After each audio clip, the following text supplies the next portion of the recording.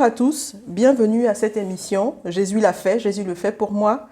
Nous avons aujourd'hui la joie d'accueillir Michael. On l'avait déjà reçu il y a quelque temps. Bonjour Michael, comment vas-tu? Ça va super, très très bien. Gloire à Jésus-Christ. Et tu es à nouveau avec nous pour nous faire part d'un autre témoignage. Oui. Alors, donc ce témoignage-là concerne mon identité. En fait, moi, dans mon parcours, j'ai grandi, je suis né plutôt sans papa, dans le sens où mon père biologique a abandonné ma mère alors qu'elle était enceinte. Et elle a rencontré un autre homme qui, lui, après, m'a reconnu comme son fils, m'a élevé. Et j'ai appris vers mes 6 ans que ce n'était pas mon vrai père. Enfin bref, Donc j'ai grandi comme ça.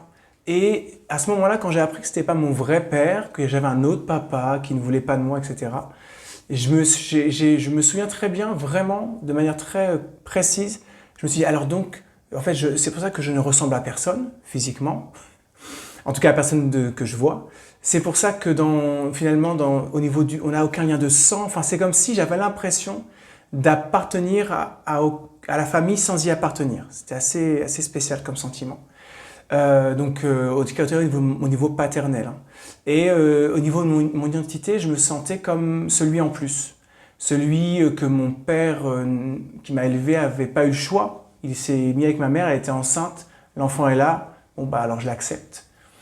Et j'ai vécu, j'ai grandi comme ça, j'ai rencontré ensuite le Seigneur, j'ai avancé avec le Seigneur, je me suis marié, tout ça pour moi était résolu, j'ai vécu un temps fort de pardon par rapport à ça, enfin bref, ça c'est encore d'autres témoignages, mais...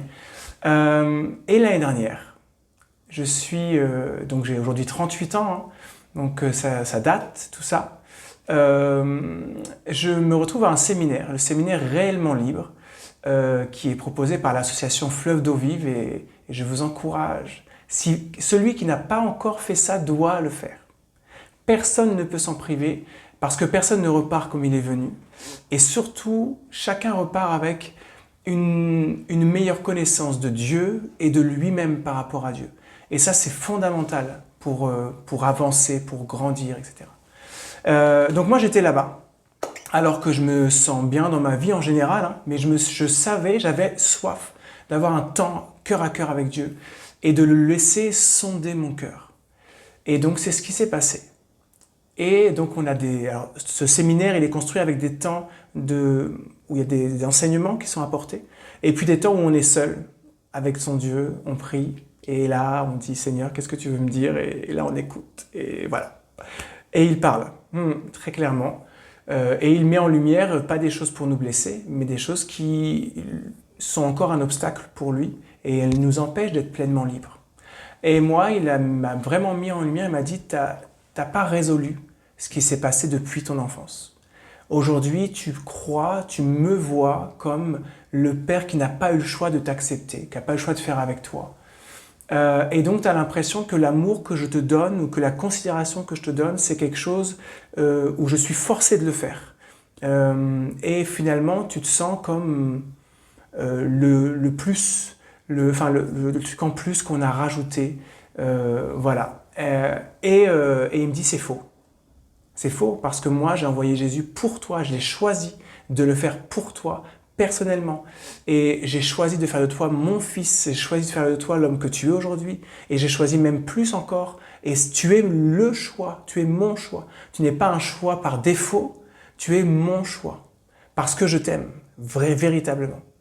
Et ça a complètement guéri mon cœur, ça m'a bousculé, mais ça m'a guéri parce que je me suis rendu compte que même dans mon parcours de chrétien, j'étais sans cesse à me sentir comme le truc en plus, et à chaque fois qu'on me proposait ou qu'on m'invitait quelque part ou qu'on pensait peut-être m'encourager avec quelque chose, je disais oui, de toute façon, moi, c'est les autres qui comptent, c'est les autres qui sont plus, eux ils sont bien, moi je suis rien. Très dévalorisant en fait, pas une image que Dieu te donne. Dieu te donne une valeur, pas pour te dire que tu es important, mais pour te dire que tu es précieux à ses yeux. Et moi quand j'ai compris ça là, ça m'a pleinement guéri. Je me suis rendu compte que Dieu m'avait choisi. Et qu'il m'aimait, moi, Michael, comme un vrai choix de sa part et pas quelque chose qu'il n'avait pas eu le choix de faire. Voilà. Amen, gloire Amen. à Jésus-Christ. Amen. C'est vraiment touchant. Est-ce que tu aurais une parole d'encouragement à apporter à des personnes qui ont vécu ou qui vivent la même chose que toi? J'aimerais rappeler que même si ta mère ou ton père t'a abandonné, Dieu ne t'abandonnera jamais. J'aimerais rappeler ce verset dans Psaume 139 au verset 23 et 24 aussi. Que l'on cherche dans notre cœur à cœur avec Dieu, le laisser sonder nos vies. C'est dit, sonde-moi, ô Dieu, et connais mon cœur. Parce que parfois, on est vraiment convaincu de nous-mêmes, on pense que tout est résolu. Alors qu'en réalité, il y a plein de choses qu'on a enfouies, cachées, on a mis plein de choses par-dessus, on se dit que c'est OK. Et on avance comme ça. Et c'est comme des boulets qu'on traîne. Et à un moment donné, il faut laisser le Saint-Esprit venir sonder. Lui, il connaît nos cœurs. Et à ce moment-là, connais mon cœur, montre-moi si je suis sur la mauvaise voie et conduis-moi sur la voie de l'éternité. Et je vous assure que ce chemin glorieux qu'on a à vivre avec Dieu jusqu'à l'éternité, c'est un chemin où il veut à chaque fois nous libérer parfaitement. La Bible nous dit aussi que si tu marches en Jésus, tu es réellement libre. Que Christ t'a affranchi pour cette liberté-là.